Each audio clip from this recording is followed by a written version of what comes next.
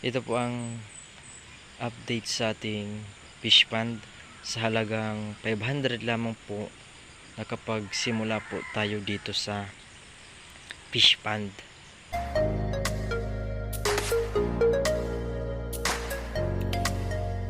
Mapagpalang araw po mga kabakyard. Welcome sa isa na namang episode ng Backyard Farming. Malit mong lupa, gawin nating libangan at pagkakitaan. Ito na po ang update sa ating fish pond at magpapakain po tayo.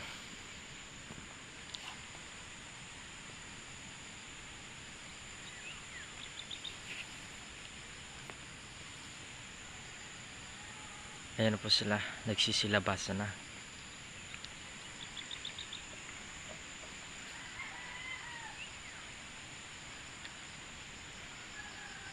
Ito po pala mga kabakyard, sa setup po na ganito, ito po ay ginawa po namin ng pinsan ko at may katulong po kaming dalawa pa. At bali di po kami nagbayad sa kanila sapagkat ito po ay ginawa namin para maging fish pond. At ang ginastos ko lamang po dito ay itong tilapia dahil ito po ay binili natin. At ito, trinabaho po namin ito ng pinsan ko, tsaka may katulong po kami. Kaya ayon, ang nagastos po lamang natin dito ay itong tilapia na sa halagang 500 po. Ito po ay native pa po itong tilapia. Di naman po ito umabot ng 50. Malalaki na kasi itong mga kabakyard na nabili nating tilapia. Itong mga nakaraang buwan ay bumili po tayo nito ng hybrid na tilapia, yung kulay itim po, para alagaan po natin dito para lumaki naman ng kaunti ang ating mga alagang tilapia. Ito po ay di naman po ito gaano kalakihan at di naman po ito gaano kalaliman. Pag napuno po ito, sobra sa tuhod po ito. At wala naman po itong gamit na kinukunan ng tubig dun sa labas. Ito po ay may sarili po itong bukal na siya nagsusupply dito sa ating fish pond. At ayan po, pasensya na po lang mga kabakyard, di ako nakapag-update dito sa fish pond. Punta tayo dun sa unahan.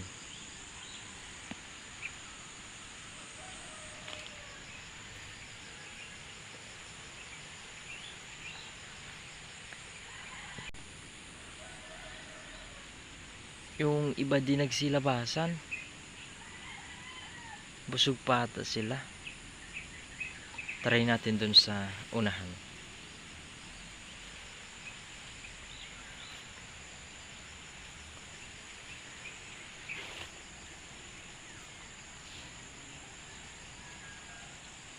Ayaw talaga lumabas.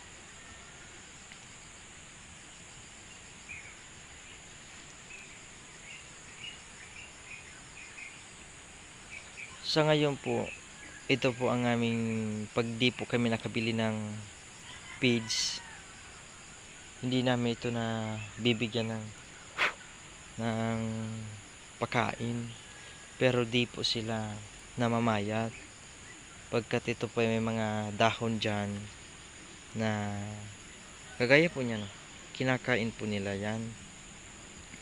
Kapag may nahuhulog ditong dahon ng saging, kanilang kinakain.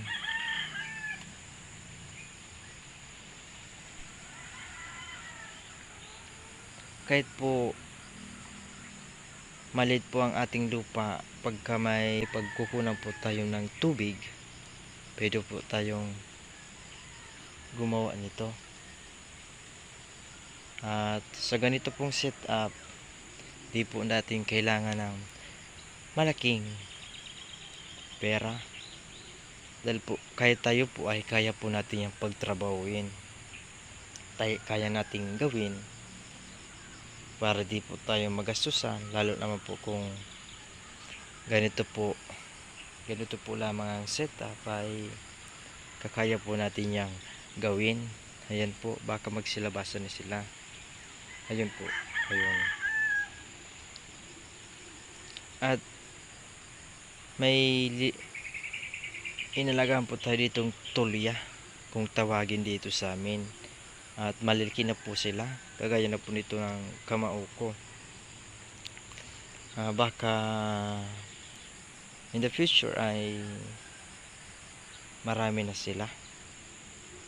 Dito po pala mga kabakyer ay naghuli din kami dito ng isda, ang tilapia, pero di po kami nakakakuha sapagkat ayaw po nila magpahuli. Ang gamit po namin yung net na pang dagat po. Para yan po yun. Ayan, nagsilabas na sila.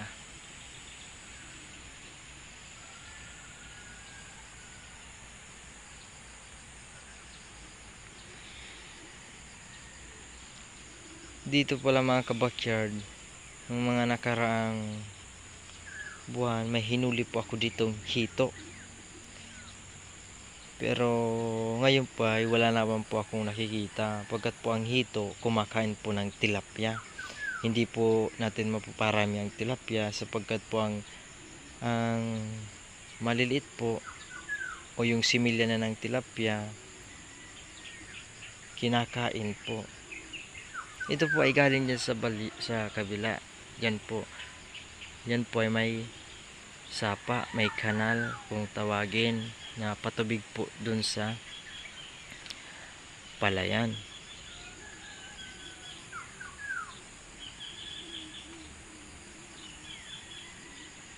Ba't ayaw yung magpakita?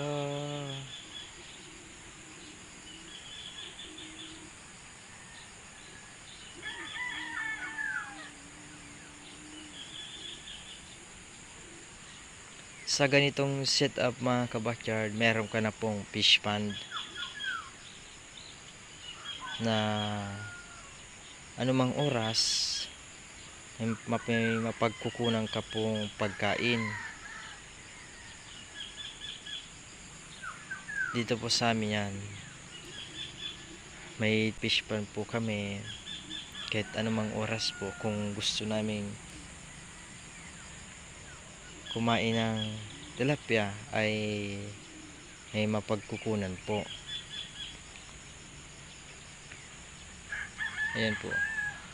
Ayan po yung binili namin na hybrid. Ayan po ay kulay itim, compare dito sa native po na medyo gray po ang kulay. Ito po kasi galing lamang po ito sa ilog na inalagaan din po ng pinagbilihan namin. Pero sa kanila ay malalaki na sapagkat matagal na rin po yung kanilang fish pond. Ayan po.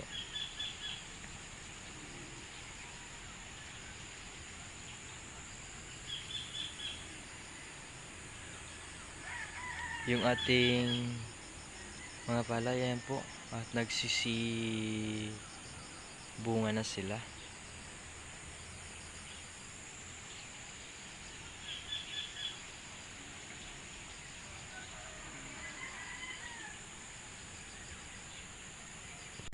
Ganito mga kabakyard ang pinakamurang setup ng fish pond.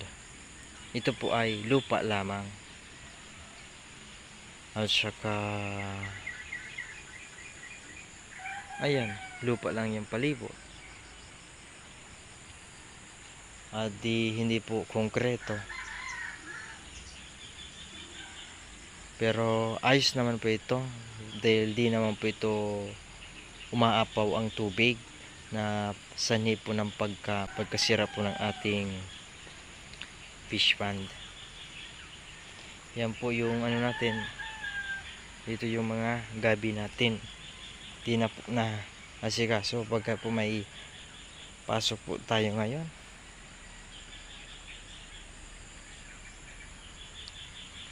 Nasa na kayo? Magsilabasan na kayo.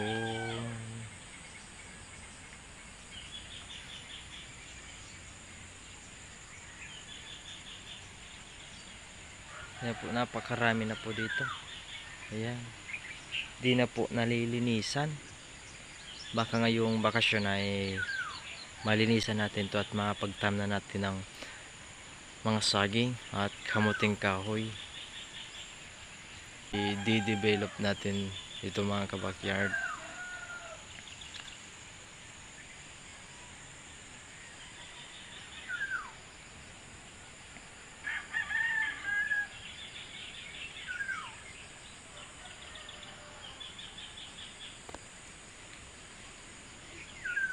Dati mga kabakyard, ito talaga ay palayan.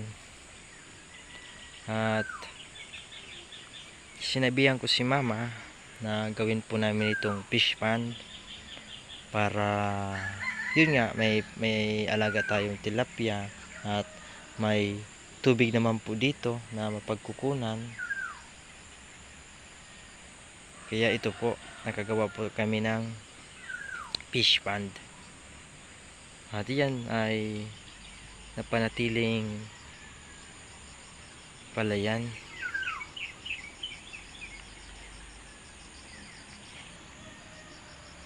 Pero kung may plano po tayo mga kabakyard na palakihin po ang ating fish pond, ay pwede po natin itong gawing itong buo. Gawin natin itong kabuuan na fish pond kung may plano po tayo.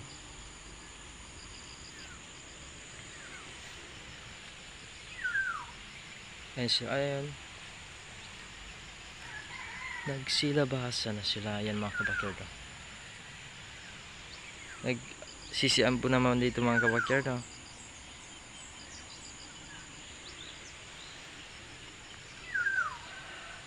Na kinaganda po na pagka umuulan, maganda po ito sa ating mga tanim.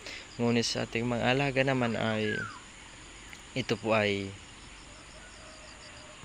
trahedya sapagkat sila po ay nagkakasipon, nagkakasakit. Ayan po. Bigyan pa uli natin. Last time. Kasi yan po, mukhang palakas na po ang buhos ng ulan.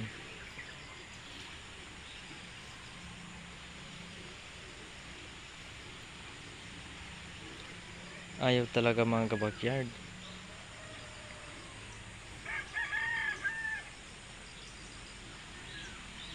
Baka nahihiya sila dito sa camera.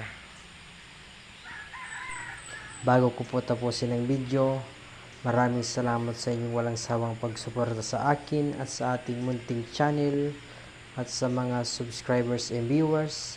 Maraming salamat po at ingat po kayo. Bye-bye. Ayan yung ating saging po. Nagsibunga na naman po.